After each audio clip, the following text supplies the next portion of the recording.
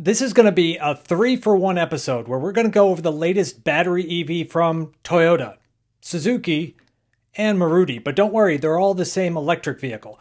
Built on the Maruti Suzuki HeartTech E platform, it's a good example of an EV being built in India, trying to catch up with new energy vehicles sold in China.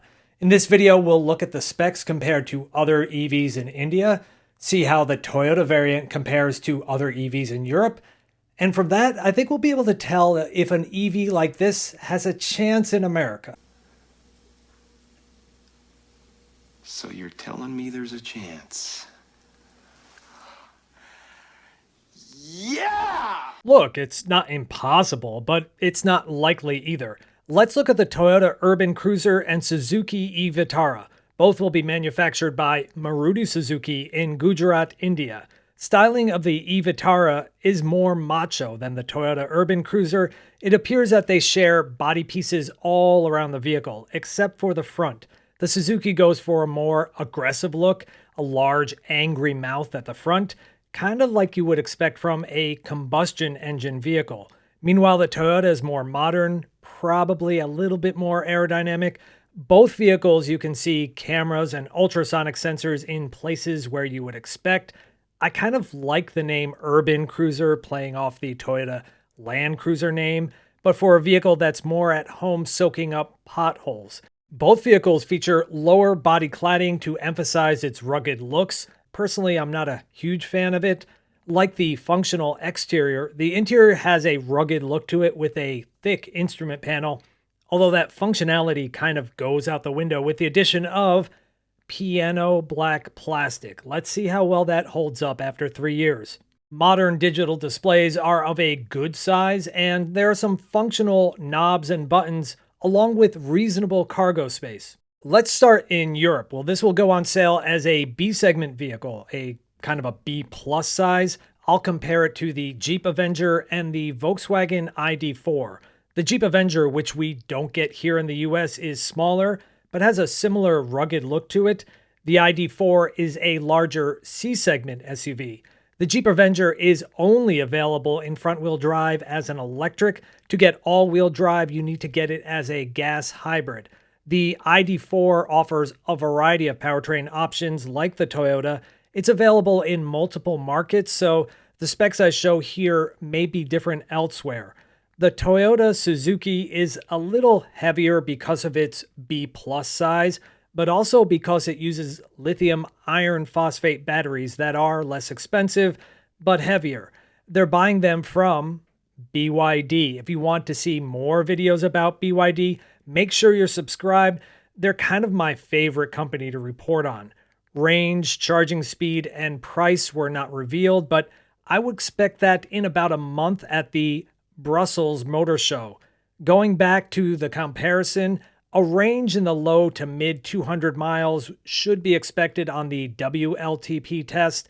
3,500 pounds or 40,000 euros would make it a competitive offering. Vehicles coming from India into the EU get a 10% tariff, but unlike the Chinese EVs, there's not the additional tariff that was recently passed to prevent a cyclone of competition from coming into the market. I'm not an expert in the India car market, but I'm learning consumers there prefer a lifted vehicle to deal with the roads that are not always in the best condition. Thus, the proportions of this vehicle are dictated by the market. India is going through a rapid transformation as the domestic manufacturers all come out with new EVs to catch up in technology available in China and elsewhere. Vehicles get imported into India are smacked with a hefty tariff. So Hyundai is preparing to launch an EV version of the Creta to be built in India. Maruti Suzuki will compete with the upcoming Mahindra BE6 and Tata Curve EV. With all of these vehicles, you start to see a design language that is popular for India. For an EV, it doesn't make for great aerodynamics, but it does provide function and gives it kind of a rugged look. By comparison, Tesla's kind of woke. The Maruti Suzuki, Mahindra, and Tata are all similar in dimensions, and for other specs, it's a reflection of the India market. Battery capacity is not large by American standard, but it doesn't need to be for most driving. If you want to go on a longer trip, there's other forms of transportation. Like Maruti, Suzuki, Mahindra will use the BYD Blade batteries for now, with a desire to switch in the future, and Tata is using a different Chinese battery supplier. India, like others, is evolving to onshore more battery production, sometimes partnering with battery companies in China, other times working to develop their own homegrown supply. Range is measured using a different test procedure, and it's very different from the US or Europe, so I don't even try to adjust it. Now, you may not think the Mahindra BE6 charges really fast, but for India, it does. What we consider a higher level of level 2 charging in the US, in India, it's called fast, and most DC fast charging is less than 100 kilowatts. You may not think these EVs are fast from an acceleration standpoint either, but in India, they are. Most vehicles have modest acceleration, so these EVs are considered very fun to drive. I do not expect this vehicle to ever come to America, and neither Toyota nor Suzuki gave any indications. A good reference from a size standpoint from us Americans would be the Chevrolet Bolt EUV. Here are some of the exterior dimensions.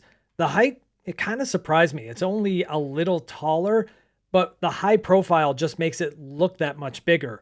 The larger optional battery could potentially make it good enough for North America.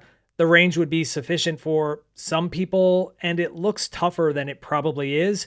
India would love to become a huge net exporter of vehicles like China, and the tariffs into the US are not terrible right now.